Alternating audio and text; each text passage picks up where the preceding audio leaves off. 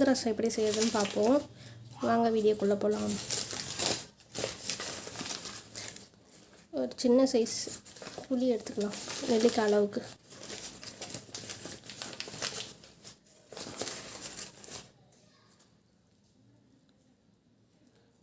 இந்த சைஸில் புளி எடுத்து போட்டுக்கலாம்.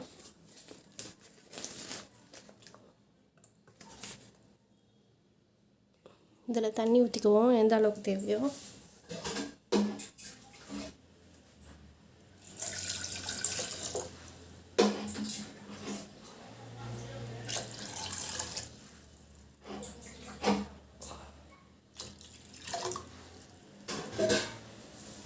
இது ஒரு பக்கம் ஊறட்டும். அரைக்கிறதுக்கு என்னெல்லாம் வேணும்னு பார்த்துக்கலாம். ஒரு 2 ஸ்பூன் மிளகு போட்டுக்கேன், ஒரு 2 ஸ்பூன் சீரகம்,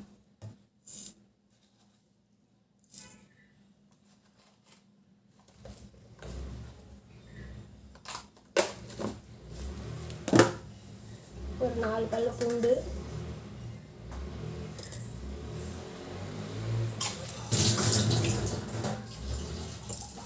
அப்புறம் ஒரு பச்சை மிளகாய் கீரி வச்சது,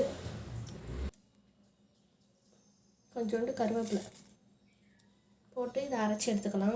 குறைன்னு இந்த மாதிரி அரைச்சி எடுத்துக்கலாம். இப்போ வந்து ரசத்துக்கு நம்ம புளி ஊற வச்சோம்னா அதில் ஒரு தக்காளியை போட்டு கரைச்சி எடுத்துகிட்டு வரேன்.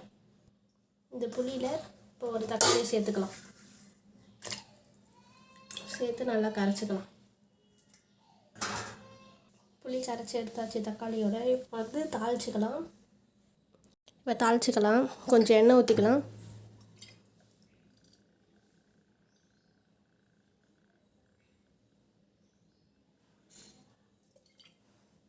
எண்ணெய் ஊற்றிட்டு எண்ணெய் காஞ்சதும் கடுகு போட்டுக்கலாம்.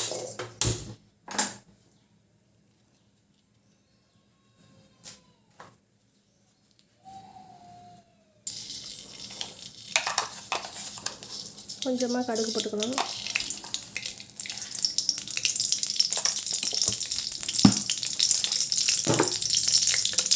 ரெண்டு வரமிளகாய் போட்டுக்கலாம்.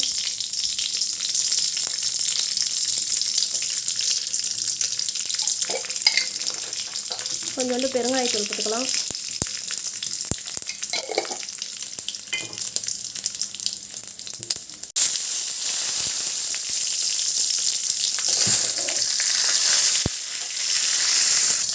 வீடியோவில் ஒன்று சொல்ல மறந்துட்டேன்.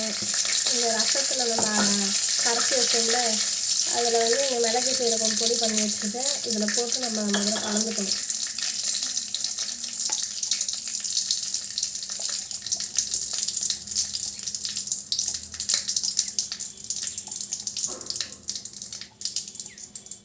கலந்துட்டு நல்லா கை வச்சு கலந்துக்கணும்.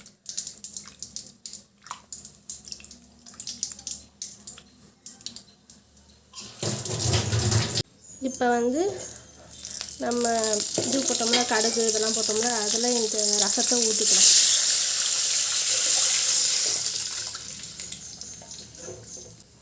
ஊற்றி நல்லா கலக்கிக்கலாம். உப்பு சேர்த்துக்கலாம்.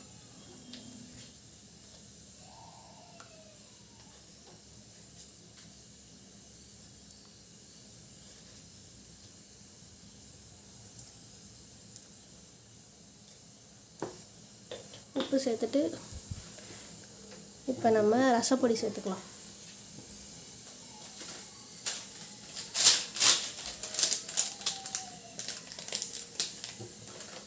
நான் கடை ரசப்பொடி தான் சேர்ப்பேன்.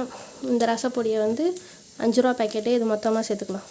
அப்போ தான் டேஸ்ட்டு நல்லாயிருக்கும். இது நல்லா கிளறிக்கலாம்.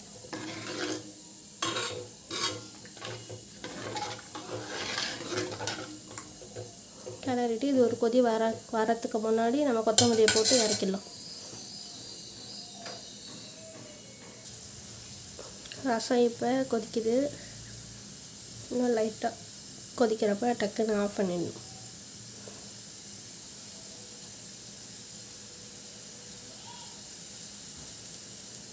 அவ்வளோதான், இப்போ நம்ம ஆஃப் பண்ணிடலாம். அவ்வளோதான், ரசம் ரெடி ஆகிடுச்சு.